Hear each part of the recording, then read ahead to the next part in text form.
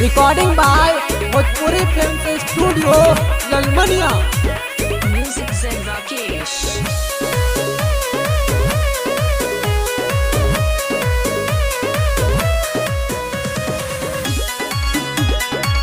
Singing by Mukesh Pandit.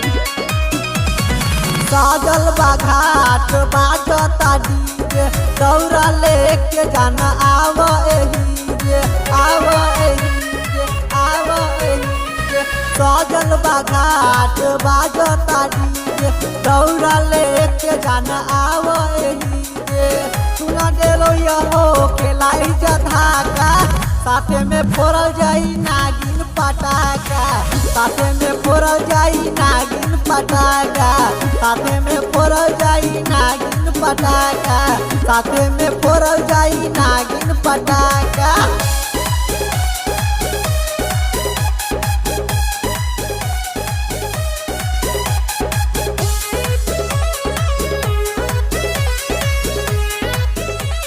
Music Zen Rakesh. साथे में फोड़ल जाई नागिन पटाखा साथे में फोड़ल जाई नागिन पटाखा। केहू के साथे ना लई हो ई पलान बतई हो ना हो ए जनमत बतई हो पलान हमनी दोनों जनी का करतानी।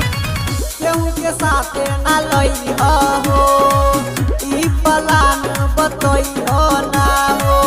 आज हम मिले पहले डूबे से चाका साथे उड़ावल जाई नागिन पटाखा साथे उड़ावल जाई नागिन पटाखा साथे उड़ावल जाई नागिन पटाखा साथे उड़ावल जाई नागिन पटाखा।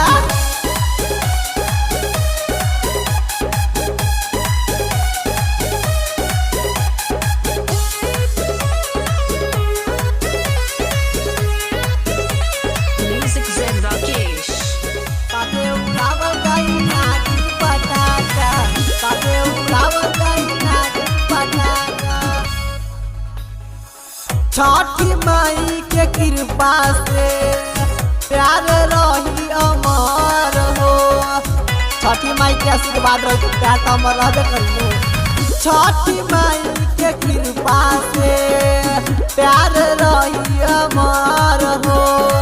संजय सराबी मुकेश कहत पाका आव उड़ावल जाई घाट पर पटाखा आव उड़ावल जाई घाट पर पटाखा आव उड़ावल जाई घाट पर पटाखा आव उड़ावल जाई घाट पर पटाखा।